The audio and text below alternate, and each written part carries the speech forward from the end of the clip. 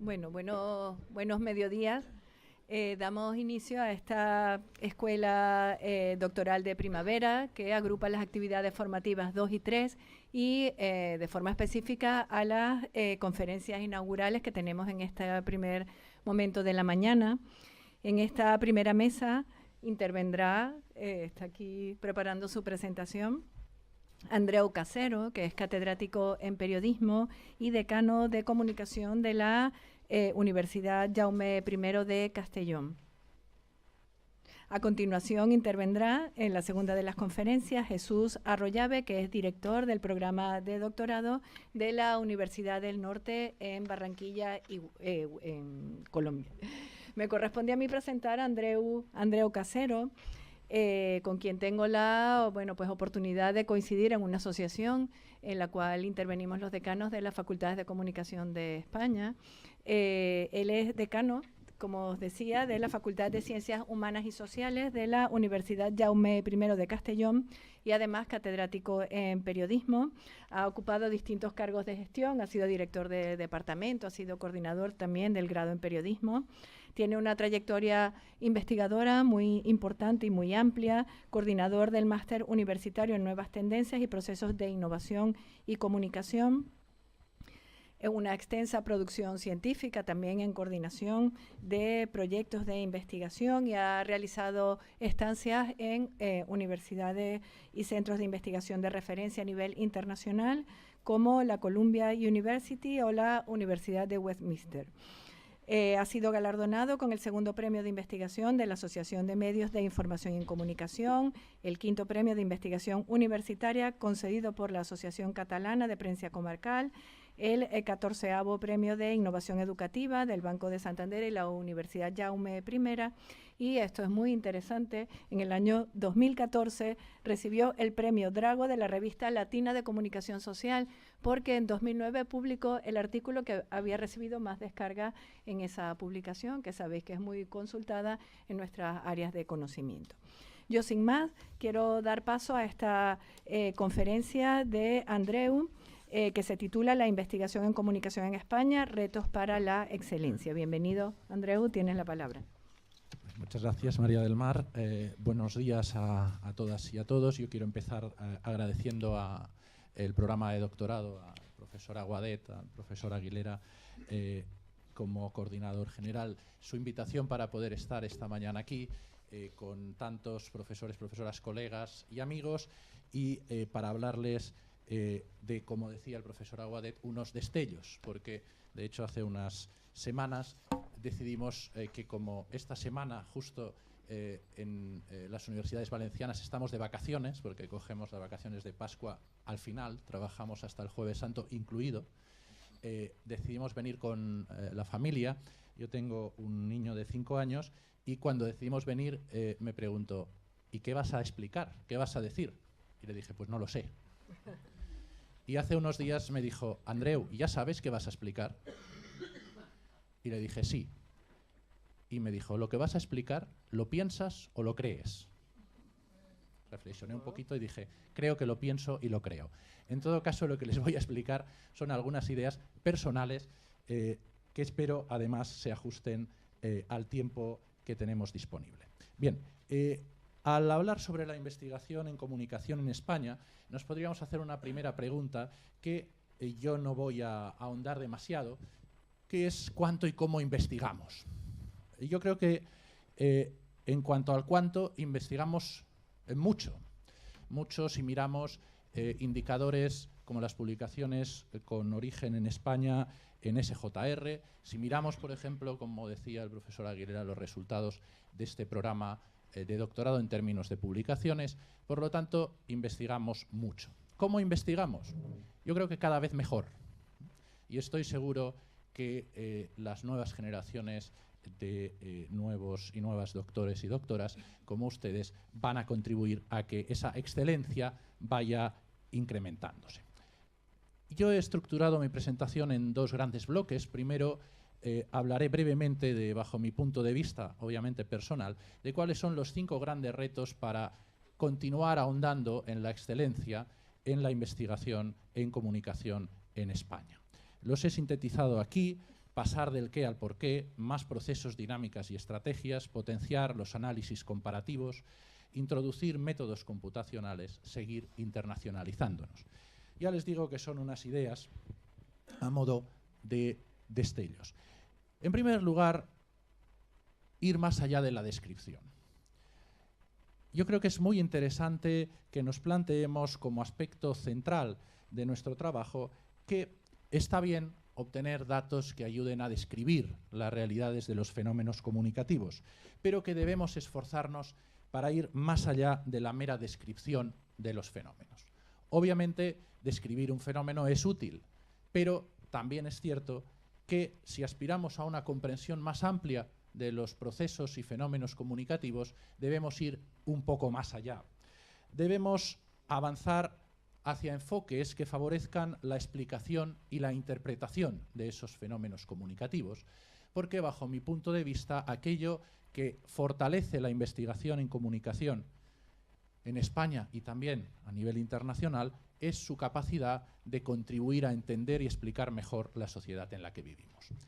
A partir de esa dimensión, si nos quedamos en enfoques exclusivamente descriptivos, nos puede pasar aquello que yo frecuentemente hago con algunos estudiantes de doctorado y algunos colegas de mi grupo de investigación. Cuando me exponen una brillante idea, unos brillantes datos, les digo, ¿y eso qué quiere decir? ¿Y eso qué significa? ¿Y eso qué implica?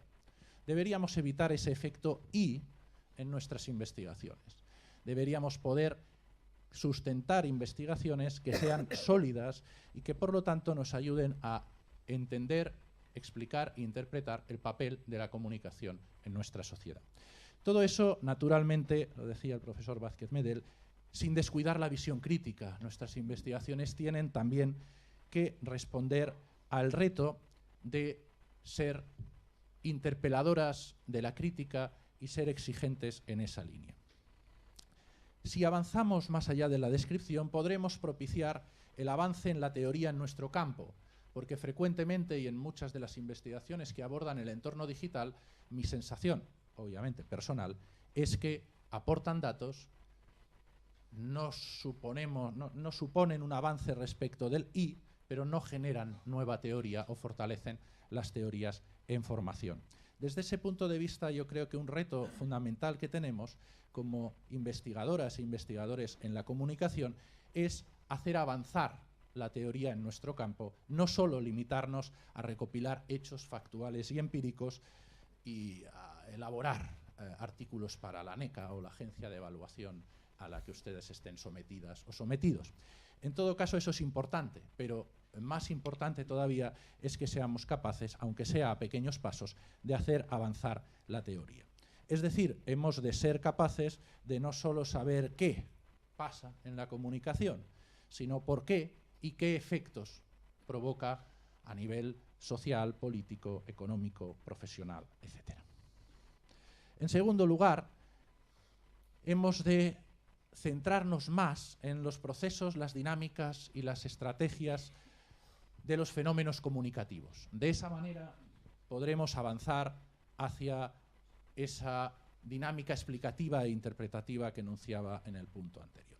Eso implica potenciar la dimensión pública y social de la comunicación.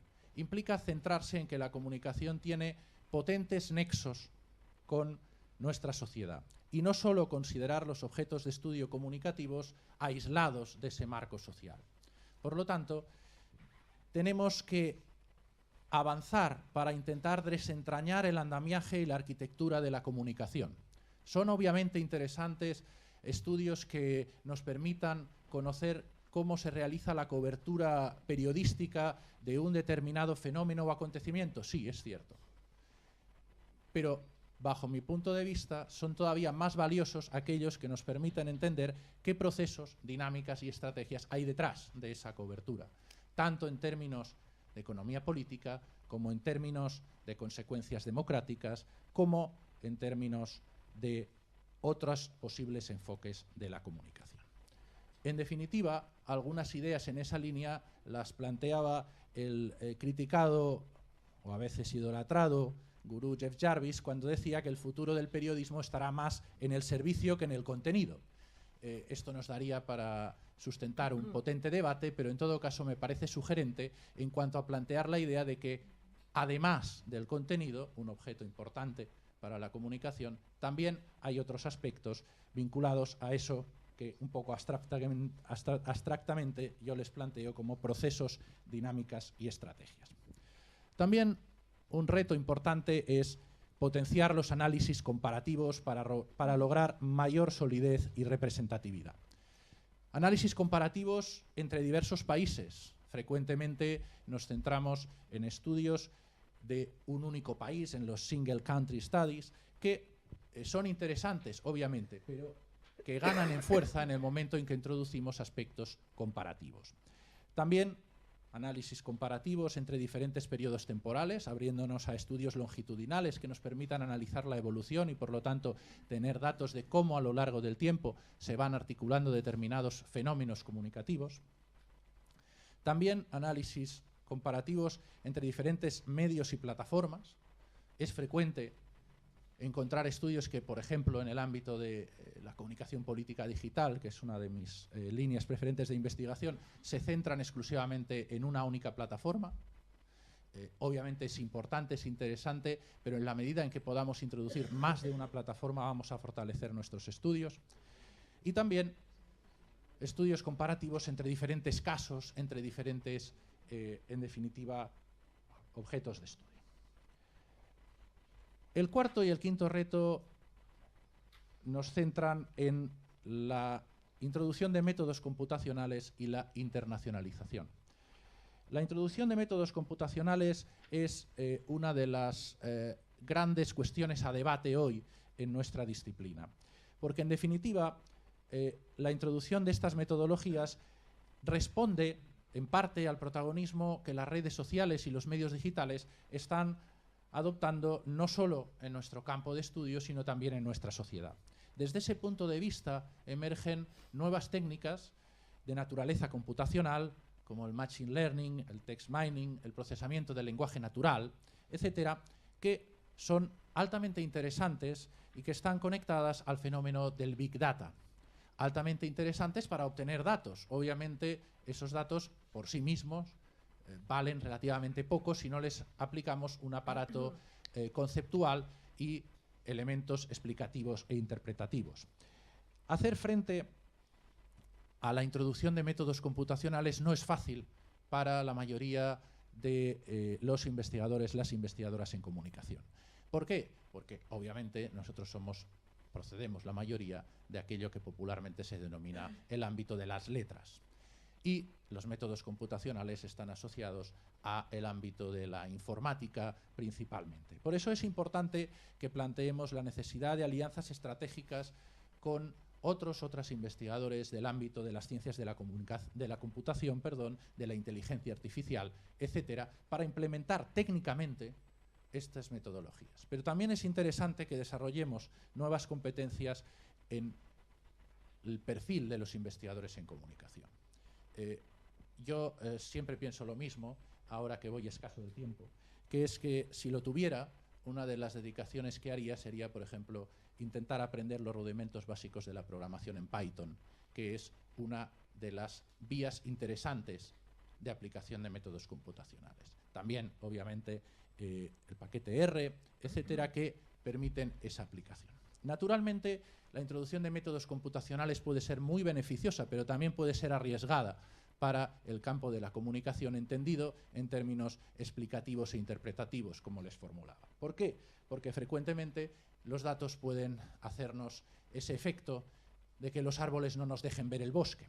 En esa línea es importante que no perdamos de vista que nuestra disciplina es una disciplina del ámbito de las ciencias sociales y que por lo tanto no debemos perder nunca de vista que a pesar de que esos datos puedan ser útiles, no debemos abandonar las técnicas de investigación social. Debemos intentar buscar diseños de investigación que equilibren tanto el uso de estas nuevas técnicas computacionales con el uso de técnicas tradicionales, sólidas y solventes de la investigación social. Desde ese punto de vista podremos combinar creatividad metodológica con solidez empírica y explicativa en nuestros objetos de estudio. Y por último, debemos seguir internacionalizándonos. Hemos realizado en el campo de la Academia Española, bajo mi punto de vista, un esfuerzo extraordinario por internacionalizar nuestra investigación. Hemos tenido avances significativos, especialmente en el terreno de publicaciones en revistas de índices de impacto.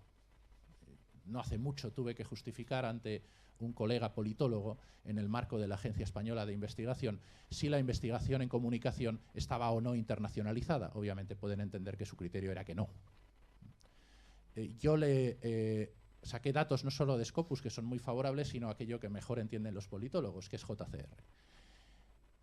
Superamos a la ciencia política y nos acercamos a la sociología en España en cuanto a número de artículos publicados globalmente en JCR por autores y autoras españolas. No tengo los datos de memoria aquí, no los he traído, pero son sólidos. Aparte del gran trabajo que la revista Comunicar hace con su proyecto, ya saben que la presencia de publicaciones con base española, que no quiere decir españolas, porque son internacionales en el momento en que entran en JCR, es muy limitada. Por lo tanto, en cuanto hablamos de una cifra cercana a los 200 artículos anuales, que creo recordar que era la cifra, estamos hablando de que una parte importante de esos artículos van a revistas sin base española. Con lo cual, eso quiere decir que estamos avanzando significativamente. Pero tenemos un reto pendiente, que es nuestra presencia en proyectos internacionales, especialmente en proyectos europeos. Cada vez son más los colegas y las colegas que acceden a ese tipo de proyectos, pero nos falta todavía mayor fuerza. Nos falta todavía mayor fuerza. Yo estas semanas, junto con esta conferencia, las he dedicado, bueno, y los líos de mi facultad, las he dedicado a evaluar el programa North Face de la Unión Europea sobre la democracia en la era turbulenta. Y prácticamente hay muy poca presencia de solicitudes en las que haya equipos españoles. Y son temáticas directamente relacionadas con la comunicación, con los social media, con el impacto político y social de los instrumentos, las herramientas y los medios comunicativos. En fin, el primero que puede entonar el mea culpa soy yo, pero es cierto que yo ya he llegado a la conclusión que a todo no llego. En todo caso, ese es nuestro reto pendiente y una frontera que debemos esforzarnos en romper. El segundo bloque que les quería plantear de manera también muy breve tiene que ver con el hecho de que la investigación en comunicación, tanto en España como a nivel internacional, debe hacer frente a que estamos viviendo en una época turbulenta. Una época turbulenta desde el punto de vista de las disrupciones que se están produciendo en diversos ámbitos. Perdón.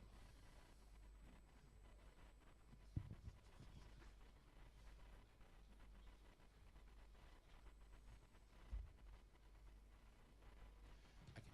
Las disrupciones que se están produciendo en diversos ámbitos. En el ámbito de la tecnología, obviamente con las redes sociales y la digitalización que están generando un entorno mediático de alta elección, como plantean diversos autores. También disrupciones en el ámbito político, con la creciente pérdida de confianza de los ciudadanos en el ámbito político, la generación de desafección, de actitudes antipolíticas, también la muy preocupante emergencia de los populismos y el cuestionamiento de las fuentes y las formas tradicionales de legitimidad y representación política. Desde ese punto de vista, tenemos grandes cambios, grandes disrupciones también en el ámbito político que afectan a la comunicación. También esas disrupciones llegan al ámbito económico, la economía de la atención, la uberización de la economía con las plataformas de la economía colaborativa, los nuevos modelos de negocio. En definitiva, son diversos los procesos que están generando esas dinámicas de disrupción y que están provocando cambios. También esos cambios afectan al ámbito comunicativo, porque en esos cambios la comunicación, además de ser sujeto paciente, es decir, de ser aquella que como la política, la economía, va cambiando y va recibiendo impactos, también se convierte en la protagonista principal. Aquel viejo mantra que varios de mis profesores me explicaban hace unos años, que la comunicación es central en nuestra sociedad, que es fundamental, que no hay sociedad sin comunicación, que la comunicación juega un papel clave y que por lo tanto estamos llamados los investigadores e investigadoras en comunicación a dominar el mundo, cada vez es más cierto porque es verdad que con estas disrupciones la comunicación se sitúa en el eje central, no solo de la sociedad, sino también del ámbito de la investigación y de generación del conocimiento.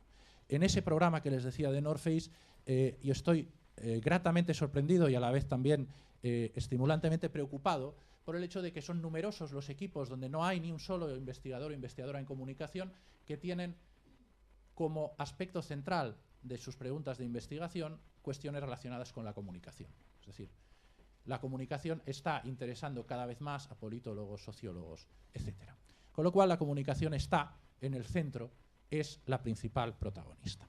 Eso para nosotros supone un auténtico privilegio, porque es cierto que nuestro objeto de estudio se convierte en más relevante, más atractivo, más interesante, con más preguntas, con más problemas por responder. Pero también supone una responsabilidad en términos de que nuestra investigación está más en el foco, tiene que ser más relevante socialmente, tiene que ser, en definitiva, una investigación de mayor calidad y de mayor incidencia. Por eso debemos buscar temáticas innovadoras disciplinarmente y relevantes socialmente. Hemos de ser en eso ambiciosos, a mi juicio.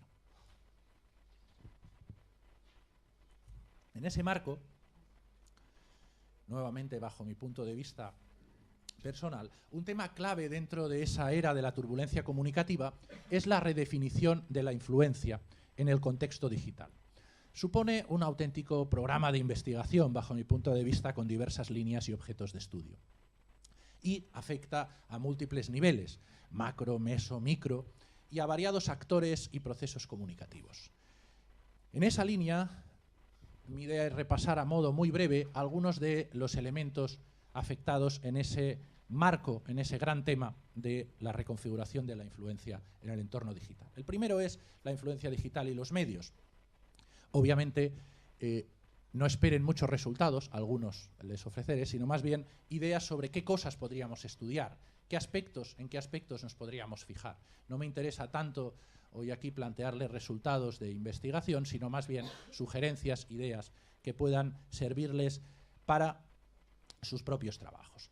Obviamente, en el contexto de la influencia digital se redefine el rol de los medios y de los y las periodistas como mediadores. Son interesantes esos cambios que afectan a la emergencia de nuevos perfiles y atribuciones profesionales para los y las periodistas. La marca personal, la curación de contenidos, el fact-checking o verificación de noticias falsas. Algunas son competencias que los periodistas ya tenemos, pero que debemos reforzar, adaptar y, si quieren ustedes, modernizar al nuevo entorno digital.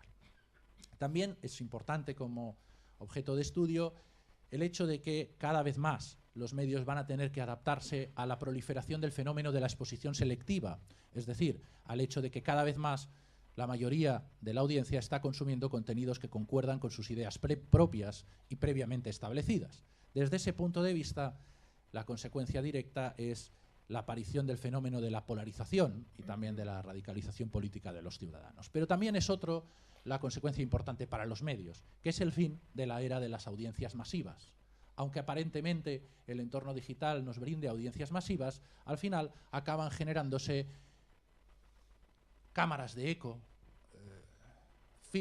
burbujas de filtros burbuja, que plantean que el público se está organizando cada vez más a partir de comunidades que fragmentan ese público generalista del que hablaba el autor francés Dominique Bolton a finales de los 90. La televisión ya no es ese medio que congregaba a la comunidad nacional ante la pantalla todas las noches ante el informativo, igual que no lo son otros medios como las redes sociales. Desde ese punto de vista, los medios deberán adaptarse a esa fragmentación y deberán adaptarse a esa exposición selectiva y polarización. Y es interesante estudiar cómo. Y también, bajo mi punto de vista, hay otro aspecto que está reconfigurando la influencia digital en el entorno de los medios, que son los cambios en la atribución de relevancia informativa. O, si quieren, explicado más sencillamente, el declive de la prensa de élite, de la prensa de referencia. En el único aspecto que les voy a mostrar unos pequeños datos es aquí. Estos son datos hechos con una investigación con Machine Learning de Big Data sobre una muestra total de 127,3 millones de tweets que nuestro equipo de investigación ha hecho en el marco de un proyecto financiado por el Ministerio de Ciencia del Gobierno español, por la Agencia Española de Investigación. En ese marco, una de las cosas que hemos analizado es hacia dónde van los links de los tweets que hemos estudiado, de los 127 millones de tweets.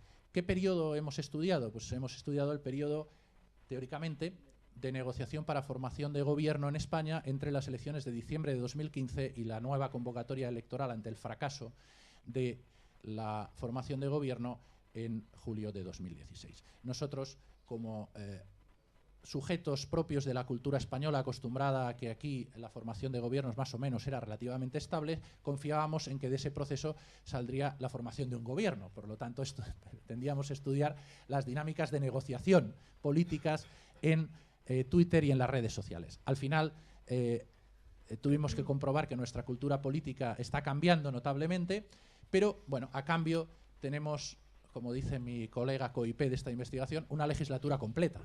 Digo, sí, es un consuelo. En todo caso, más allá de ese consuelo, ese periodo y esa dinámica de formación de gobierno es lo que analizamos. Y estos datos que tienen en pantalla son hacia dónde van los tweets, porque nosotros la muestra la articulamos a partir de perfiles altamente relevantes en las 3 ciudades españolas que nos parecían más interesantes para nuestro trabajo: Madrid, Barcelona y Valencia. Madrid como centro neurálgico de la política española, Barcelona, como saben, como centro alternativo con un fuerte debate independentista, y Valencia como una de las diversas, podría haber sido Sevilla o cualquier otra, ciudades periféricas que están conectadas con los centros de poder, pero donde no están las instituciones políticas centrales del país.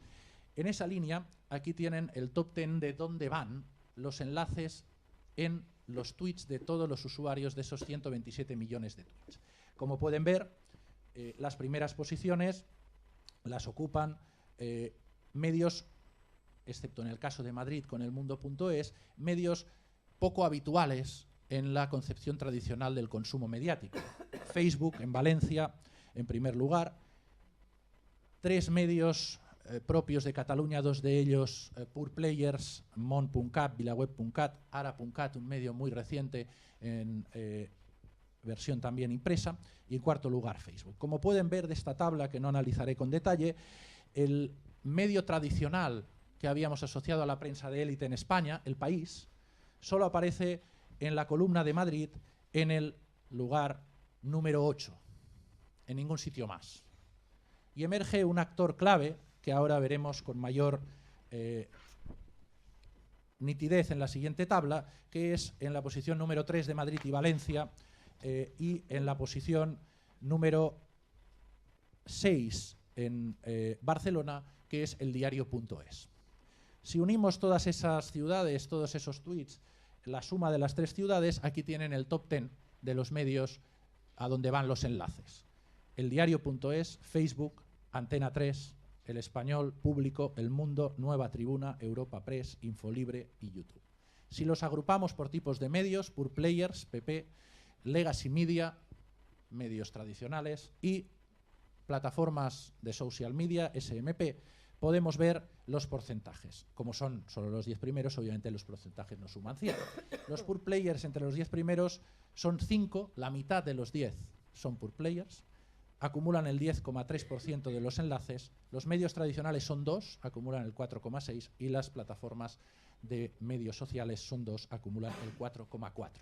Por lo tanto, en ese marco podemos ver cómo se está reconfigurando la dinámica de influencia en el entorno mediático, asumiendo que los links, los hiperlinks, si queremos, son un indicador, un proxy de la influencia en el entorno digital. Es decir, yo como usuario pondré el link del medio al que doy credibilidad, al que doy autoridad, al que consumo habitualmente. Por lo tanto, quiere decir que estamos con estos datos viendo cómo se está reconfigurando en el entorno mediático lo que llamábamos la influencia, lo que llamábamos el papel de la prensa de referencia, que está en un contexto importante de declive. En segundo lugar, la influencia digital y los contenidos.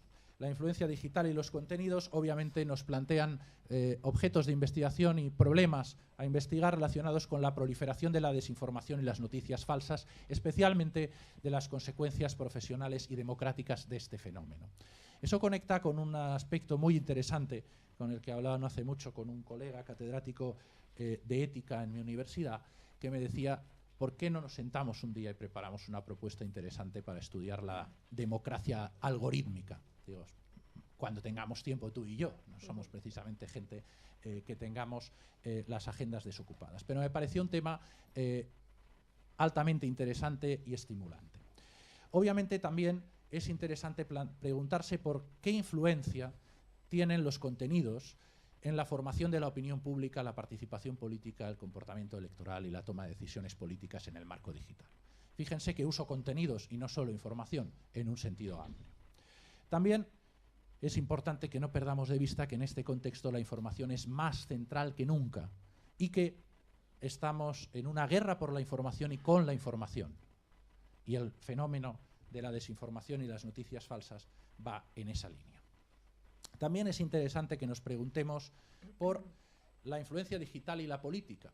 Como saben, esta fotografía de dos líderes políticos ampliamente conocidos fue una de las más retuiteadas en el periodo en el que se puso en circulación en Twitter en todo el mundo. Son en un ascensor dorado Donald Trump y Farage, que ha vuelto a la escena política con un nuevo partido. La influencia y la política nos plantea que estamos ante una dinámica de redefinición del comportamiento comunicativo de los actores políticos con el uso de los medios digitales, con el uso de las redes sociales. Y que eso nos sitúa, además, en un efecto muy interesante que combina con la disrupción de las turbulencias que les planteaba, que es la emergencia del populismo a nivel global, prácticamente podríamos suscribir. Y, más interesante todavía, el fuerte protagonismo del estilo populista de comunicación, que no solo es usado por los actores populistas, sino, y ahí está una de las líneas, bajo mi punto de vista, más interesantes, está generando un auténtico efecto contagio fuera de las fronteras del populismo. Y cada vez son más partidos con un programa, un planteamiento no necesariamente populista en cuanto a sus bases políticas, que están usando estrategias comunicativas del estilo comunicativo populista. Apelación a la gente, apelación a los nuestros, dinámicas de exclusión del otro, crítica del establishment, generación de emociones y sentimientos relacionados con el miedo en las dinámicas comunicativas. Por lo tanto, la influencia digital está generando nuevos modelos y estilos comunicativos de base populista, más allá del propio populismo. También la influencia en el entorno digital plantea el reforzamiento de la personalización, entendida como customización o adaptación de los mensajes que los políticos nos envían a los ciudadanos, con el fenómeno muy interesante de la microsegmentación del público y de la lógica de los algoritmos y las plataformas. Todo eso está redefiniendo la visibilidad, la legitimidad y la autoridad política, porque, bajo mi punto de vista, no solo está en juego una dinámica de cómo los políticos comunican, sino también las dinámicas de qué legitimidad y autoridad política concede nuestra sociedad, dinámicas de base muy importantes. También la influencia digital afecta a la ciudadanía, en términos de la redefinición del rol de los ciudadanos como destinatarios de la comunicación en el entorno digital. Como saben, somos ya usuarios y productores con amplias posibilidades comunicativas. Eso nos convierte a los ciudadanos en comunicadores que podemos impulsar dinámicas de influencia. Obviamente no con los mismos recursos cognitivos y con las mismas capacidades de incidir que pueden tener otros actores, como los actores políticos, los actores mediáticos, periodistas.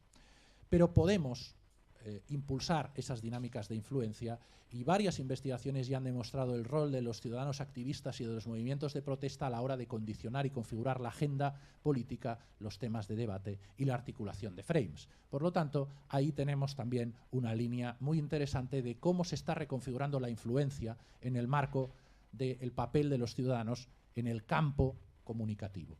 no solo como consumidores pasivos, sino también como productores. Y en su rol de consumidores también fenómenos muy interesantes de cambio en la influencia, en términos de cambios en la selección y el consumo de información, que está generando especialmente el fenómeno del consumo incidental de noticias a través de las redes sociales. Como saben, cada vez es mayor el porcentaje de ciudadanos que consumen información a través de las redes sociales exclusivamente. En España ya un 25%, según datos del CIS, consume información política en campaña electoral solo a través de las redes sociales, si tomamos los últimos estudios efectuados. Desde ese punto de vista, en las redes sociales el consumo de información política, cualquier tipo de información, tiene un carácter accidental, es decir, no somos consumidores proactivos que entramos a las redes sociales a informarnos, sino a hacer otra cosa, y nos encontramos accidentalmente con la información. Ese efecto de que las noticias me encuentran a mí, ya con algunos estudios relevantes, es interesante por sí mismo, pero también por sus consecuencias, porque los primeros estudios nos están planteando que los ciudadanos que se informan así se sienten bien informados, tienen la sensación de que con esos pequeños destellos tienen suficiente información, pero cuando se analiza su conocimiento político, se demuestra que el conocimiento político de estos ciudadanos es claramente inferior al conocimiento político de los ciudadanos que tienen una dieta, digamos así, más tradicional y que usan varios tipos de medio, porque ya no tenemos ciudadanos que consuman un único tipo de medio. También la influencia digital es interesante en términos de la interrelación con los denominados influencers, que es el tema sobre el que ahora estamos trabajando en un proyecto de investigación financiado también por la Agencia Española de Investigación.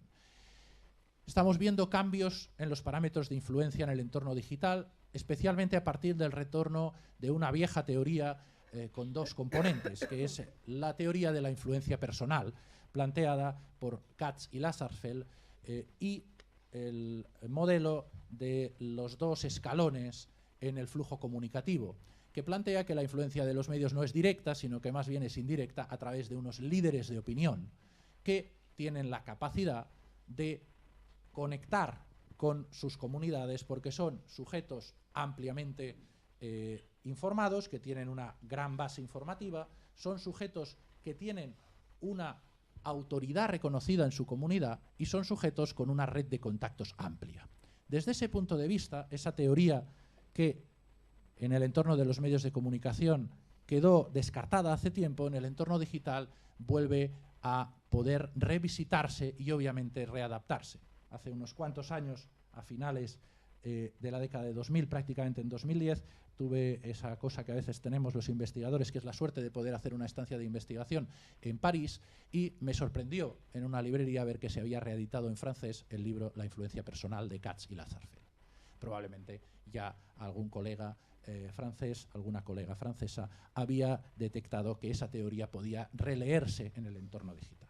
Estamos en un tránsito en ese marco de los líderes de opinión tradicionales a los influencers, que se están convirtiendo en actores cada vez más clave en la gestión de la influencia. Es cierto que no en ámbitos como la política todavía, probablemente, pero sí en otros más vinculados al ocio o al entretenimiento, como la moda o los deportes.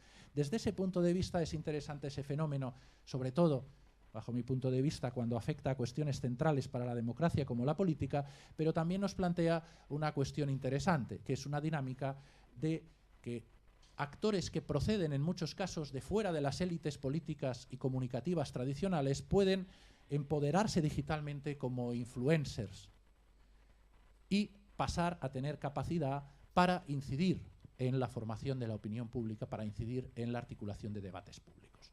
Aunque eso sí, esa capacidad es una capacidad distribuida desigualmente. No todos los ciudadanos tienen la misma capacidad, por lo tanto, son pocos los que se configuran en esta dinámica de influencers digitales. Las características o algunas de las características pueden ser la autenticidad, es decir, aquí hay un aspecto interesante, muchas veces estos influencers se configuran y son apoyados por sus comunidades por ser sujetos que están al margen, como decía, de las élites políticas y mediáticas, por lo tanto tienen ese componente auténtico, aunque luego obviamente se puedan asimilar y puedan convertirse en un elemento más de las élites mediáticas.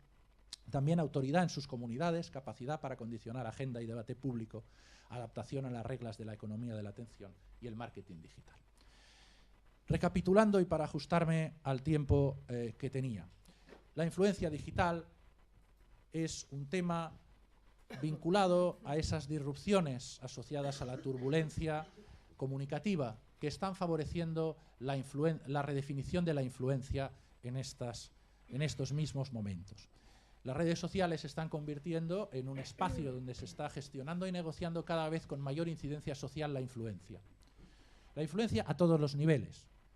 Y eso abre interesantes perspectivas de estudio desde el punto de vista que abre cambios en la estructura de oportunidades. El concepto de estructura de oportunidades es un concepto, yo creo que muy útil, que no solemos utilizar los investigadoras y las investigadoras en comunicación. Procede del ámbito de la ciencia política, del estudio de los movimientos sociales, y es muy interesante el análisis en términos de estructuras de oportunidad, porque en un entorno altamente saturado, altamente competitivo y altamente complejo, las estructuras de oportunidad tienen cada vez más importancia. Por lo tanto, hay mayores estructuras de oportunidad, cambios en las estructuras de oportunidad que hacen que determinados actores, como los ciudadanos, puedan o no, en función de las estructuras de oportunidad, condicionar el debate público.